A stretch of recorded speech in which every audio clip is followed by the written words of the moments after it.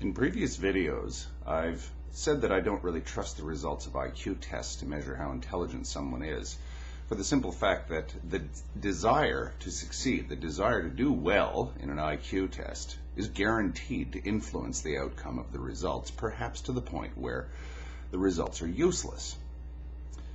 Anyone familiar with Chinese history will tell you that the Chinese have a long tradition of examination.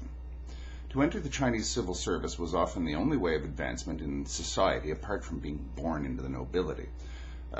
Families would put themselves decades into debt and put near superhuman pressure on their sons to succeed at the Mandarin Imperial Civil Service exams to get into the Chinese civil service.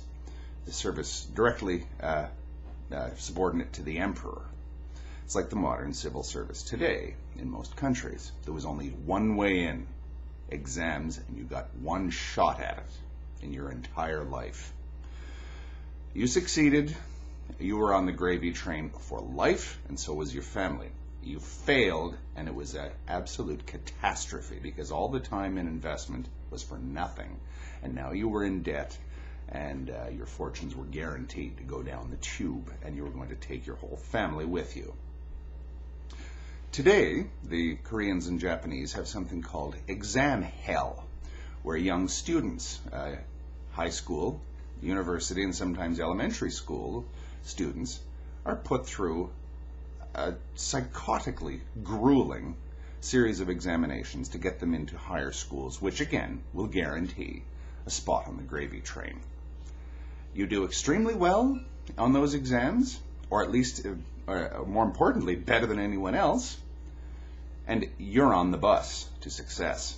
You fail, well, you're stuck with a room with a view for the rest of your career, i.e., a kind of job where you might as well just stare out the window because that's how much satisfaction you'll ever get from it. You're not going anywhere.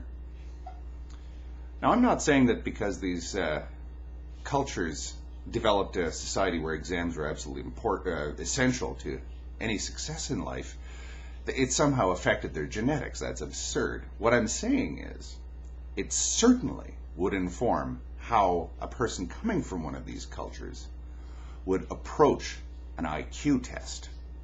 What would be in that person's mind when they sat down to be evaluated in that way if they came from a culture where everything that you ever are is going to be determined on an exam?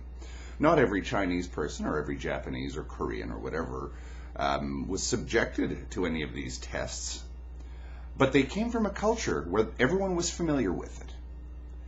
You pass on that exam and you do well in life. You fail, and suddenly you've hit the biggest brick wall there is in our society. The desire to do well on a test can alter the results far more than any actual proficiency in anything that is revealed by the test results. If you want to do something, if this seems extremely important to you, you'll do well at it. If it doesn't seem all that important to you, it'll be reflected in the results. Thank you.